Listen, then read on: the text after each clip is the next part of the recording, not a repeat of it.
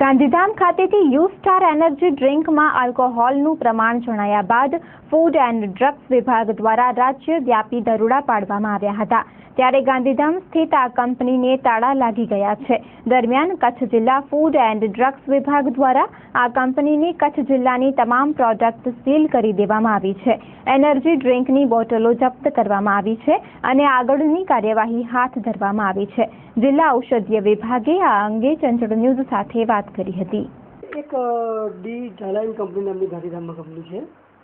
Recently એને એક માલ્ટા and Malta base ફૂડમાંથી પીણું તૈયાર કર્યું છે અને પીણું એને બજારમાં 2-1 મહિના માંડ વેચ્યું છે અને ત્યાંથી મોરબીમાંથી સેમ્પલ લેવાયા છે અને એ સેમ્પલના અનુસંધાને ડિપાર્ટમેન્ટે અમને અહીંયા જાણ કરી અને મેં ગઈકાલે એની તપાસ કરી તો તપાસ કરતાં આ પેઢી બંધ હાલતમાં જોવા મળેલી છે. એના મેનેજરને બોલાવ્યા બાદ એની પાસે કોઈ જાતનો સ્ટોક નથી અને આ બધું લખાણ લખી અને અમે ગાંધીનગરને ફોરવર્ડ કરી દીધું છે.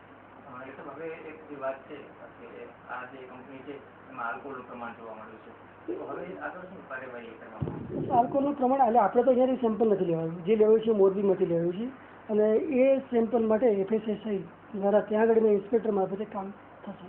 તેના પછી એનાથી અમે સેમ્પલ લઈ લઈશું. અમને જોવા મળશે એટલે જો કે અમે બધે તપાસ કરી લીધી છે અને કોઈ જગ્યાએ અવેલેબલ નથી. Food safety and standard 2006